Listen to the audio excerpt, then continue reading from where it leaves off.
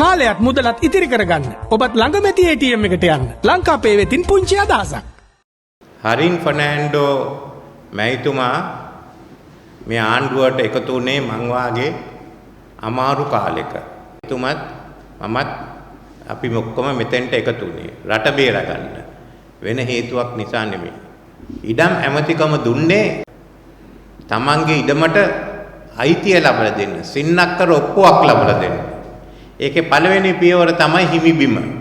හිමිබිම යටතේ මේ සියලු දෙනාටම ඔප්පුවක් ලබා දෙනවා. තමන්ට ලබලා දීලා තියෙන ඉඩමට කොලයක් වෙනුවට ඔප්පුවක් තියෙනවා.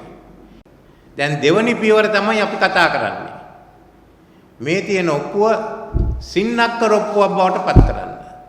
අපි 2016 17 මේ නීතිය ගෙනද්දි සමහර පළාත් සභා විරුද්ධ වුණා. පළාත් සභා අනුමැතිය ගන්න ඕමනයි කිව්වා. ඒ නිසා ඒක සම්මත කරගන්න බැරි වුණා. දැන් තියෙන මේ කාලෙත් අල්ලගෙන එක්ස්ප්‍රෙස් එකක් හැටියට යන්න. වෙන එකට දෙන්න බෑ. ඉතින් අපි ඒක හරින් ෆර්නෑන්ඩෝ මන්තුමාට කිව්වා නීතිය දුන්නේ ගමන් විගහට ගිහින් කරන්න. එතකොට Tamanට අද ලැබෙන මේ හිමිවීම ඔප්පුව ඊළඟට සින්නක්කර ඔප්පුවක් බවට පත් වෙනවා.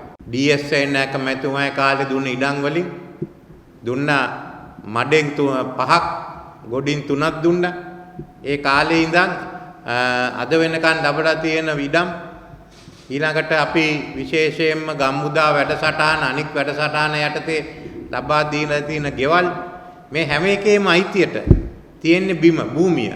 ඒ භූමියට සින්නක්කර අයිතිය දෙන්නයි ඊළඟට කරන්නේ. ඉතින් සමහර අයට අපි ආණ්ඩුවේ දීලා තියෙන තට්ටු නිවාස.